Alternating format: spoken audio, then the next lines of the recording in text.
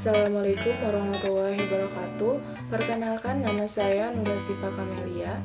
Saya dari jurusan Pendidikan Agama Islam semester 6. Saya di sini ditugaskan untuk membuat video pembelajaran selama 10 menit ke depan. Baik. Assalamualaikum warahmatullahi wabarakatuh. Gimana kabarnya anak-anak? Alhamdulillah.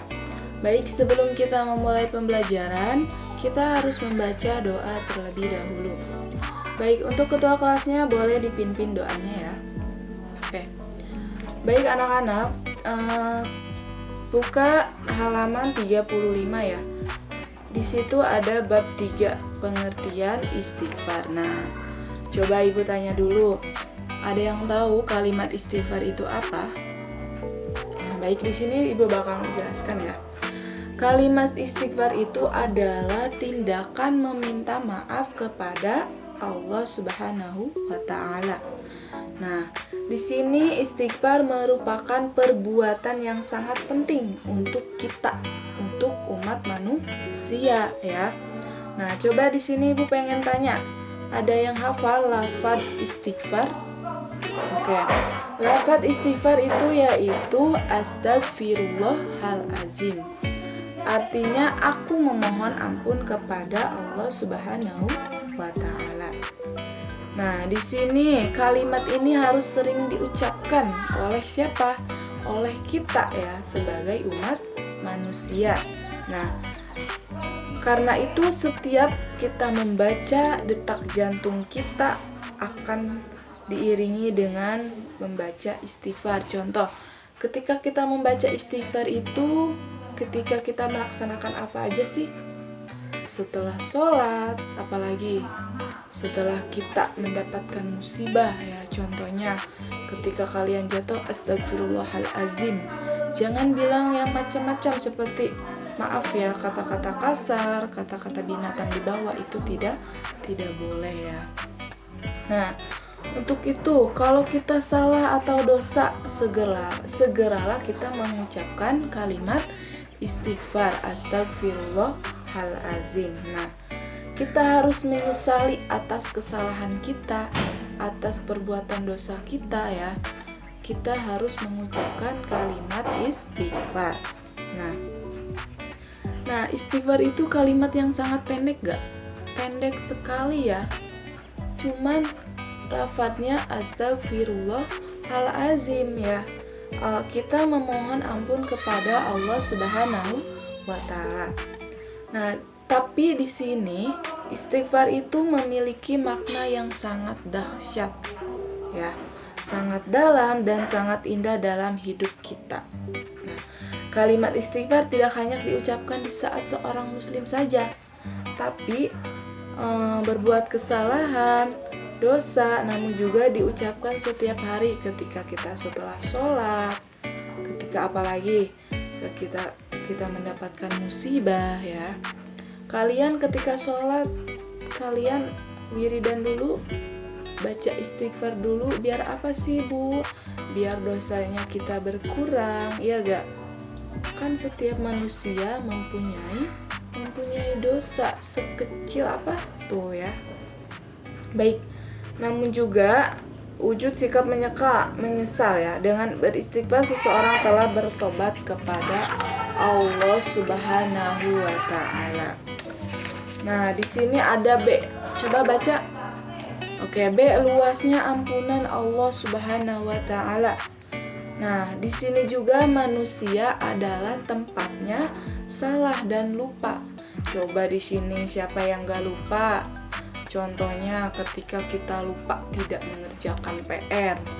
Nah, pasti manusia itu mempunyai salah dan lupa ya. Manusia ini tidak ada yang sempurna ya. Oke. Baik itu dosa atau kesalahan kecil maupun yang besar. Nah, walaupun kita mempunyai dosa kecil atau besar, kita tetap harus meminta ampun kepada Allah Subhanahu wa Ta'ala. Di sini tak ada manusia yang bersih dari salah dan dosa kecuali siapa? Kecuali para nabi ya. Nah, Sekarang di sini apa yang harus kita lakukan setelah berbuat kesalahan? Ya tentunya kita harus meminta maaf. Bukan meminta maaf kepada Allah saja, tapi kita meminta maaf kepada manusia ya. Makanya kita harus menjaga lisan, menjaga kata-kata kita, jangan sampai kita menyakiti hati orang ya. Nah, di sini juga ada ya, hambanya yang bertobat dan bersuci, ada di Quran surat Al-Baqarah ayat 222. Oke, siapa yang hafal? Oke, baik Ibu bacakan ya. Innallaha yuhibbut tawbina wa yuhibbul mutatahhirin.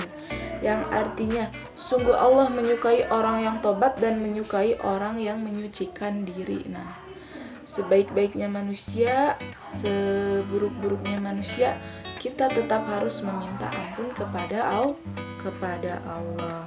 Nah, di sini setelah seorang berbuat salah, seharusnya kita harus menyesal, jangan mengulanginya kembali. Contohnya, ketika kita berbuat salah, kita tidak meminta maaf, malah kita yang marah, itu tidak baik ya, tidak baik.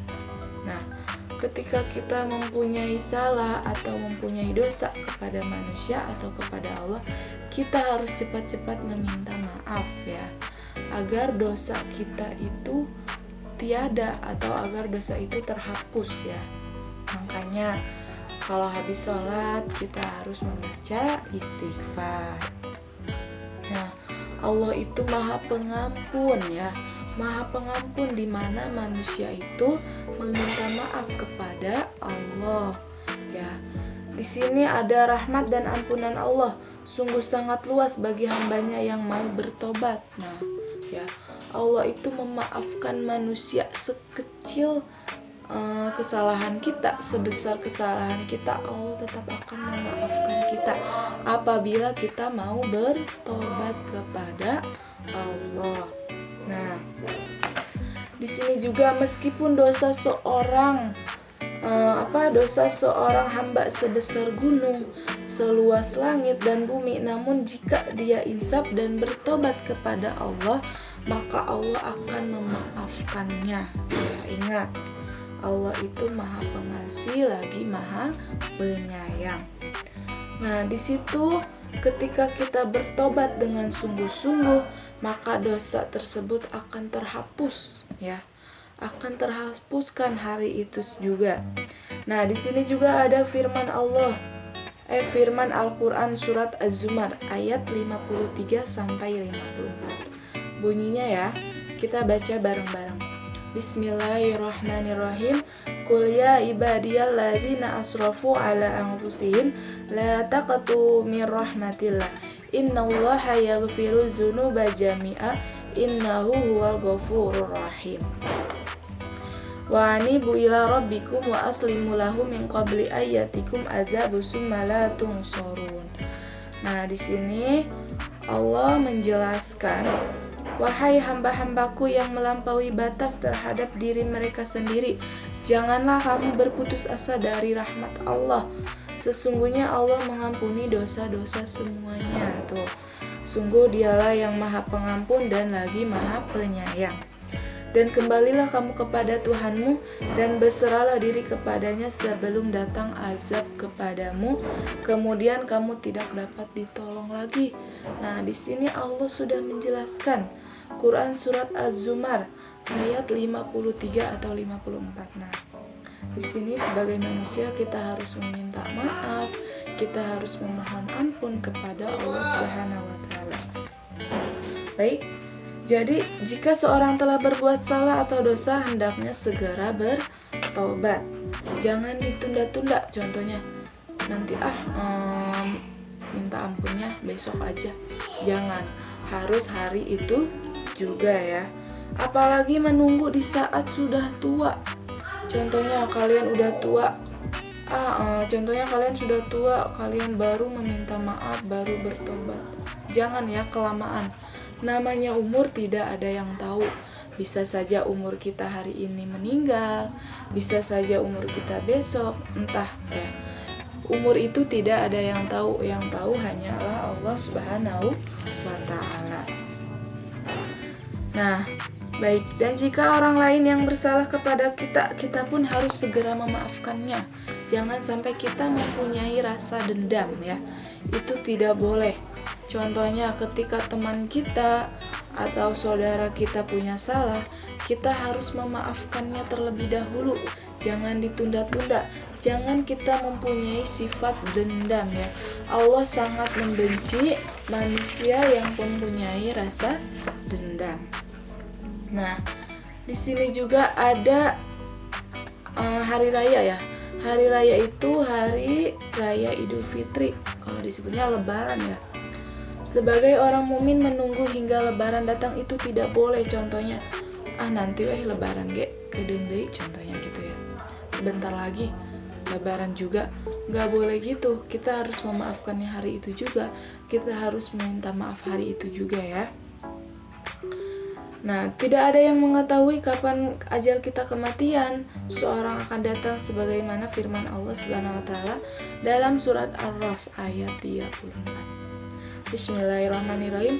Walikulli ummatin ajal fa idza ja'a ajaluhum la yastakhiruna sa'ata wa la yastaqdimun. Artinya, dan setiap umat mempunyai ajal batas waktu. Apabila ajalnya tiba, mereka tidak dapat meminta penundaan atau percepatan sesuai sesaat pun. Quran surat Al-A'raf ayat 7. Nah, di sini juga ada contoh ya, bagaimana cara kita memohon dan meminta maaf. Ada 2 contoh, yaitu jika kesalahannya kepada Allah, hendaknya kita membaca atau memperbanyak membaca istighfar. Yang kedua, jika kesalahannya kepada sesama manusia, hendaknya juga kita membaca istighfar, lalu bertemu dan meminta maaf kepada orang tersebut. Nah, di sini juga ada hikmah beristighfar. Hikmahnya apa aja sih, Bu? Di sini kita hikmahnya ada 4 ya. Yang pertama, ketika kita biasa membaca istighfar, yaitu hati kita akan menjadi tenang, hati kita akan menjadi senang ya, tidak merasa takut. Terus yang kedua, kita akan diampuni salah dan dosanya oleh Allah Subhanahu wa Ta'ala. Nah, yang ketiga, kita akan diberikan kelapangan rezeki oleh Allah Subhanahu wa Ta'ala. Yang keempat, kita akan selalu memiliki sikap rendah hati dan tidak sombong. Nah, itu hikmah ketika kita membaca istighfar. Nah, oleh karena itu, marilah kita selalu membaca istighfar setiap saat dan dimanapun berada sebanyak kita mampu, agar hidup kita lebih berkah dan lebih dalam dilindungi Allah Subhanahu wa Ta'ala. Nah, alhamdulillah, pembelajaran hari ini selesai ya di bab 3. Oke, berarti kita minggu depan bab 4 ya, rendah hati dan pemaaf. Nah, coba Ibu mau nanya, dari kalimat istighfar itu kalian udah paham semua? Insya Allah paham. Oke. Baik, sebelum Ibu tutup, kalian harus kerjakan PR ya. Soal di halaman 46. Soalnya dari nomor 1 sampai nomor 5, kerjakan di rumah. Nanti minggu depan dikumpulkan ya. Oke. Baik.